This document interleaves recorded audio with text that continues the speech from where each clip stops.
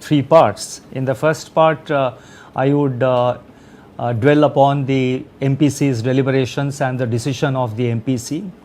In the second part, I propose to give some forward guidance to financial markets.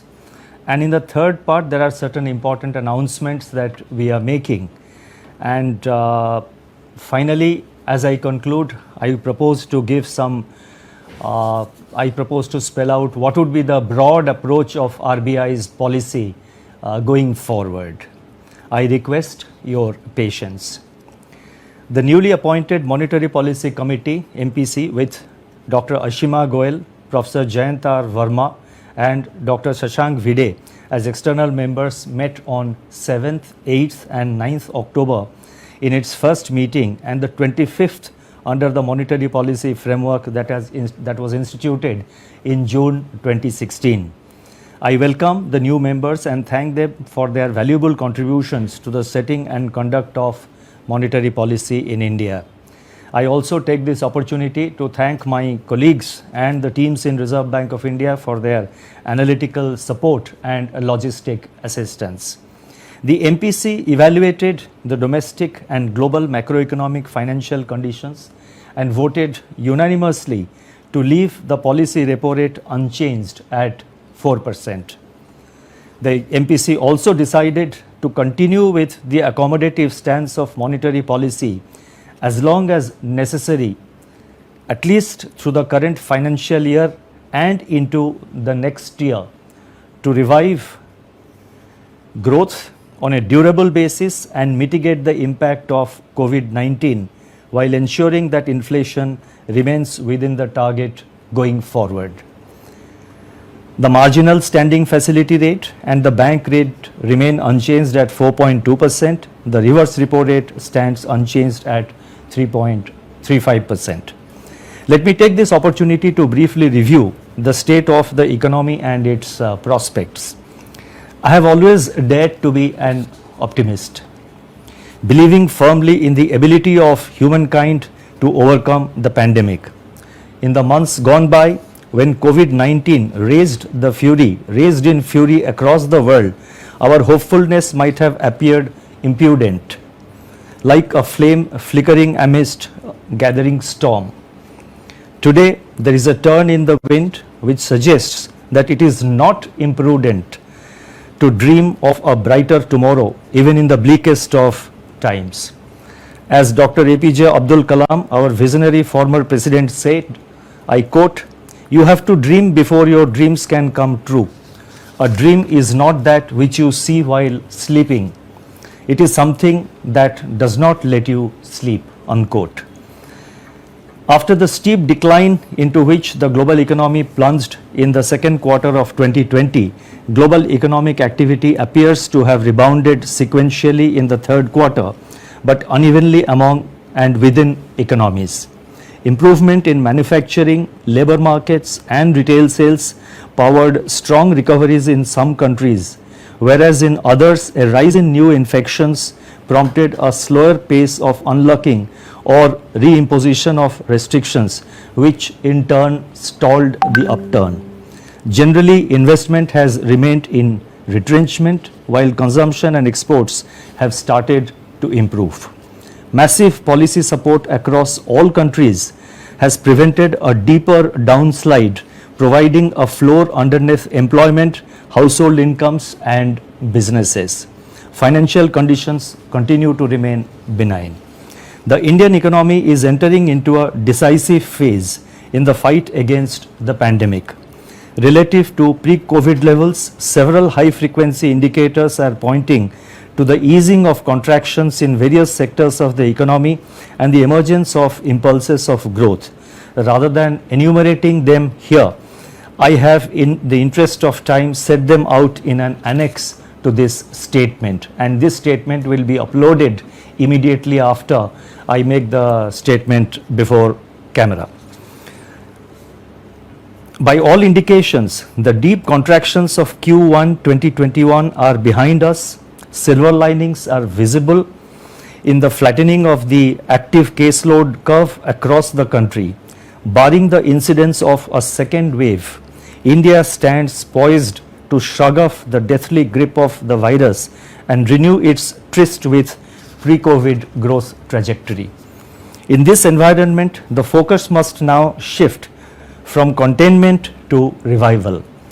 Undeterred by the pandemic, the rural economy looks resilient. Kharif sowing has steadily surpassed last year's acreage as well as the normal sown area.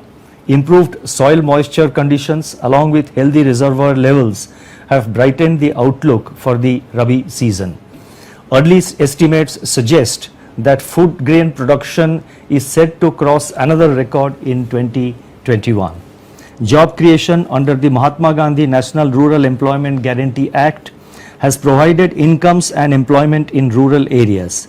Meanwhile, migrant labor is returning to work in urban areas and factories and construction activity are coming back to life. This is also reflected in rising levels of energy consumption and population mobility. In cities, traffic intensity is rising rapidly, online commerce is booming, and people are getting back to offices. The mood of the nation has shifted from fear and despair to confidence and hope. Some of this optimism is being reflected in people's expectations. In September 2020 round of RBI's survey, households expect inflation to decline modestly over the next 3 months, indicative of the hope that supply chains are mending. Our projections indicate that inflation would ease closer to the target by Q4 2021. Our other surveys also conducted in September indicate that consumer confidence is turning upbeat on the general economic situation, employment and income over a 1 year ahead horizon. While the current assessment of the overall business situation remains in contraction in Q2, it has moved up from a low in Q1. Forward-looking business expectations are optimistic on the overall business situation, production, order books, employment, exports and capacity utilization. The Manufacturing Purchasing Managers Index PMI for September 2020 rose to 56.8, its highest mark since January 2012, supported by acceleration in new orders and production. The services PMI for September at 49.8 remained in contraction but has risen from 41.8 in August.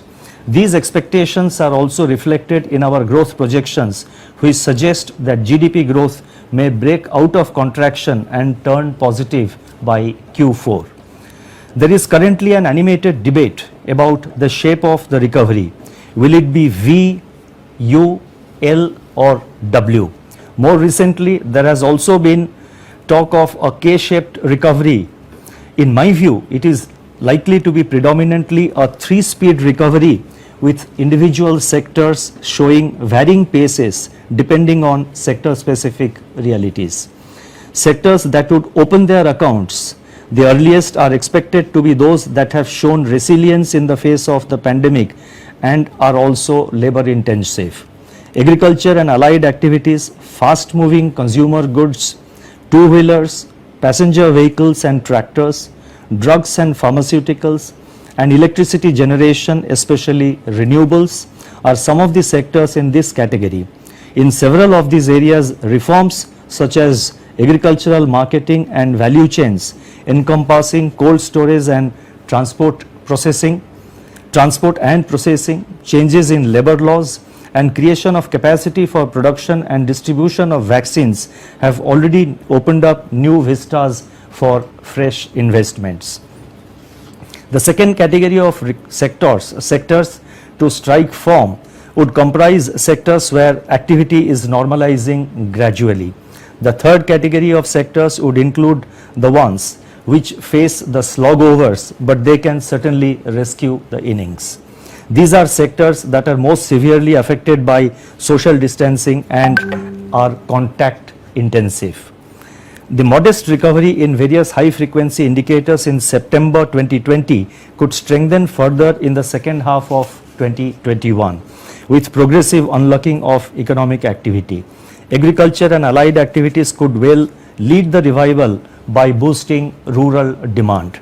Manufacturing firms expect capacity utilization to recover in Q3 2021 and activity to gain some traction from Q3 onwards.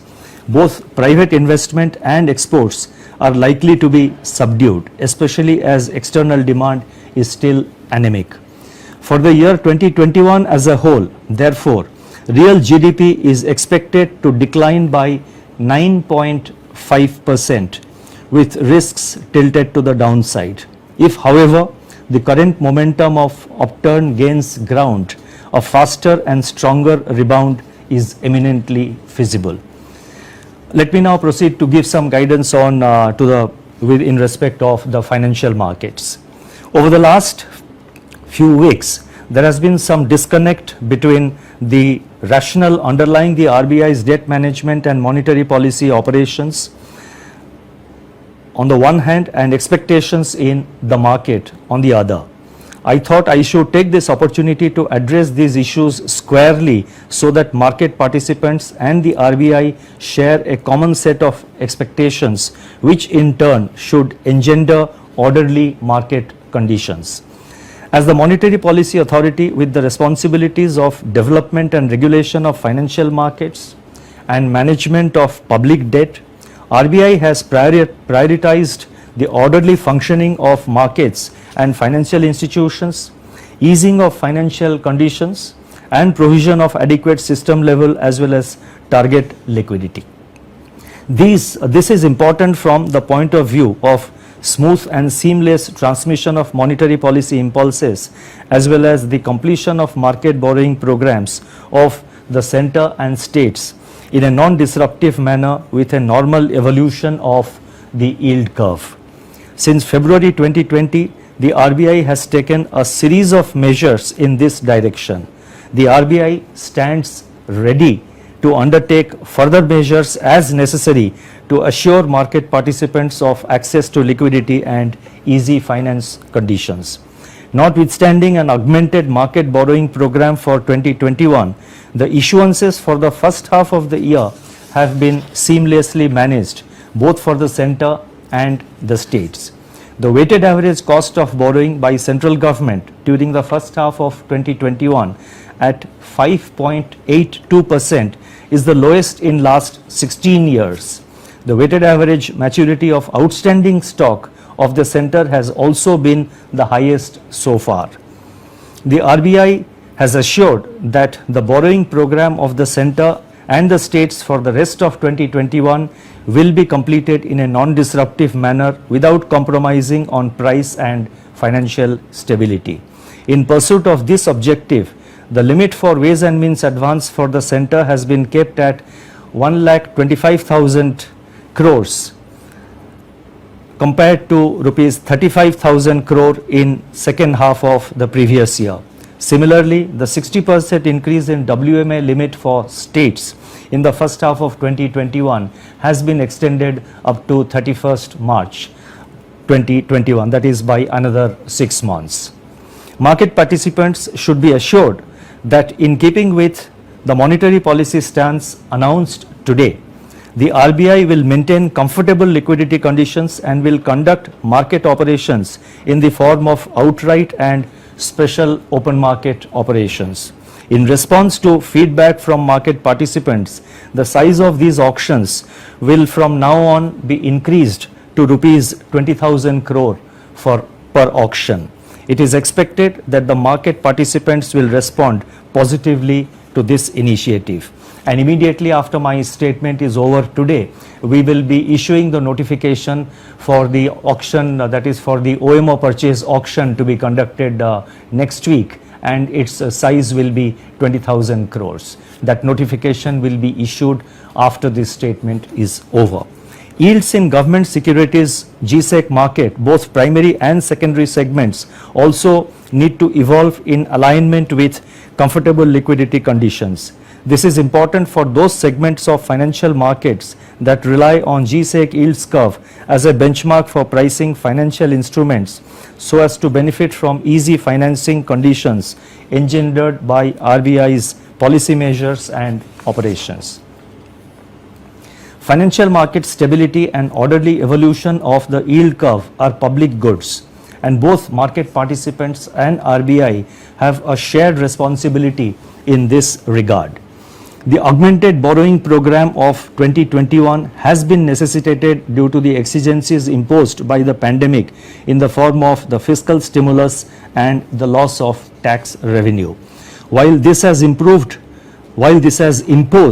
pressures on the market in the form of expanded supply of paper, the RBI stands ready to conduct market operations as required through a variety of instruments to assuage these pressures, dispel any liquidity in financial markets, and maintain orderly market conditions.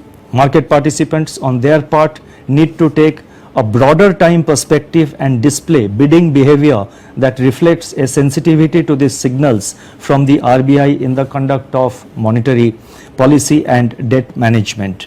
We look forward to cooperative solutions for the borrowing program for the second half of the year. It is said that it takes at least two views to make a market, but these views can be competitive without being combative.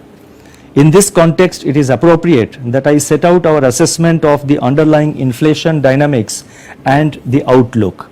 Abstracting from the period April-May 2020, when imputations imposed a break in CPI inflation series, headline inflation has moved up from March 2020 levels and has persisted above the tolerance band of the target. Our assessment is that it will remain elevated in September print, but ease gradually towards the target over Q3 and Q4. Our analysis also suggests that supply disruptions and associated margins and markups are the major factors driving up inflation. As supply chains are restored, these wages should dissipate. Meanwhile, aggregate demand remains subdued and there is evidence of considerable resource slack. Large excess supply conditions characterized food grains and horticulture production, and the outlook for agriculture is bright. Crude prices remain range bound. The MPC has hence decided to look through the current inflation hump as transient and address the more urgent need to revive growth and mitigate the impact of COVID-19.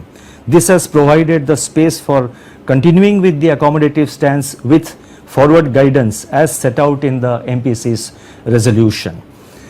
I now proceed to announce certain additional measures, and they are very important, so I request you to please stand by. Against this backdrop and to provide impetus towards reviving the economy, certain additional measures are being announced today. These measures are intended to, number one, enhance liquidity support for financial markets. Number two, regulatory support to improve the flow of credit to specific sectors within the ambit of the norms for credit discipline. Number three, provide a boost to exports. And number four, deepen financial inclusion and facilitate ease of doing business by upgrading payment system services. The first set of measures relate to liquidity. We propose to announce what is called an on-tap TLTRO. The focus of liquidity measures by the RBI will now include revival of activity in specific sectors that have both backward and forward linkages and multiplier effects on growth. Accordingly, it has been decided to conduct on-tap TLTRO with tenors of up to 3 years for a total amount of about rupees 1 lakh crore. Total amount of rupees 1 lakh crore at a floating rate linked to policy repo rate. The scheme will be available up to 31st March 2021 with flexibility with regard to enhancement of the amount and period after a review of a response to this scheme. Liquidity availed by banks under the scheme has to be deployed in corporate bonds, commercial papers, and non-convertible debentures issued by entities in specific sectors over and above the outstanding level of their investments in such instruments as on September 30, 2020. The liquidity availed under this scheme can also be used to extend bank loans to these sectors. Moreover, Banks that have availed of funds earlier under the targeted long-term repo operations, that is TLTRO and TLTRO2, will be given the option of reversing these transactions before maturity. In view of the borrowing requirements of the center and states in the second half of 2021 and the likely pickup in demand for credit as the recovery gathers strength, on-tap TLTROs are intended to enable banks to conduct their operations smoothly and seamlessly without being hindered by liquidity frictions. The objective is to ensure that liquidity in the system remains comfortable. The details of this scheme as well as the other announcements which I am making will be uploaded immediately after this statement is over. The next announcement under liquidity measures relates to SLR holdings in held to maturity category, that is HTM category. On September 1st, 2020, the RBI increased the investments permitted to be classified as held to maturity HTM from 19.5% to 22% of NDTL in respect of SLR securities acquired on or after 1st September 2020 up to March 31st, 2021. In order to provide certainty to banks as regards their investment and to foster orderly market conditions while ensuring congenial financial costs, it has been decided to extend the dispensation of the enhanced HTM limit of 22% up to March 31st, 2022 for securities acquired between 1st September 2020 and 31st March 2021. It is expected that banks will be able to plan their investments in SLR securities in an optimal manner. The next announcement under liquidity relates to open market operations in state development loans. State development loans in RBI parlance is basically the borrowings done by the security borrowings done by the various states, and RBI conducts them on behalf of the states. In order to impart liquidity to SDLs and thereby facilitate efficient pricing, it has been decided to conduct open market operations in SDLs as a special case during the current financial year. This would improve secondary market activity and rationalize spreads of SDLs over central government securities of comparable maturities. This measure, along with the extension of HTM till March 2022, should ease concerns about illiquidity and absorptive capacity for the total government borrowing in the current year. The next measure relates to, I have now completed the liquidity part. I now would like propose to announce some measure with regard to export support, and this relates to review of system-based automatic caution listing of exporters. Exporters have been adversely impacted by the pandemic-related contraction in external demand. In this environment, it is crucial to provide flexibility to exporters in the realization of export proceeds and to empower them to negotiate better terms with overseas buyers. In order to facilitate the same and make the caution listing process exporter friendly and equitable, it has been decided to discontinue the system-based automatic caution listing. The RBI will henceforth undertake caution listing on the basis of case-specific recommendations of authorized dealer banks, that is AD banks. I now move on to the set of announcements relating to regulatory measures. At the current juncture, the financial sector has a crucial role in leading the nascent economic revival. It is in this context that the RBI is announcing certain measures aimed at catalyzing augmented credit flows to the productive sectors of the economy. And the first measure relates to revised regulatory limits for retail portfolio of banks. Under the extant framework, the maximum aggregated retail exposure to one counterparty should not exceed the absolute threshold limit of rupees 5 crore. In order to facilitate higher credit flow to this segment, which mainly consists of individuals and small businesses, that is with a turnover of up to rupees 50 crore, and in harmonization with the Basel guidelines, it has been decided to increase this threshold to rupees 7.5 crore in respect of all fresh loans as well as incremental qualifying exposures. This measure is expected to expand credit flow, especially to the small businesses. The next measure relates to rationalization of risk weights on individual housing loans. Under the extant regulations, differential credit weights, risk weights are applicable to individual housing loans based on the size of the loan as well as the loan to value ratio, that is LTV ratio. In recognition of the role of the real sector in generating employment and economic activity, it has been decided to rationalize the risk weights and link them to LTV ratio only for all new housing loans sanctioned up to 31st March 2022. This measure is expected to give a fillip to the real estate sector. I now move on to the announcement under financial inclusion, and this relates to review of the co-origination model in the area of lending. In 2018, RBI put in place a framework for co-origination of loans by banks and a category of non-bank finance companies, that is NBFCs, for lending to priority sector subject to certain conditions. Based on the feedback received from stakeholders, it has been decided to extend the scheme to all NBFCs including HFCs in respect of all eligibility priority sector loans and allow greater operational flexibility to the lending institutions.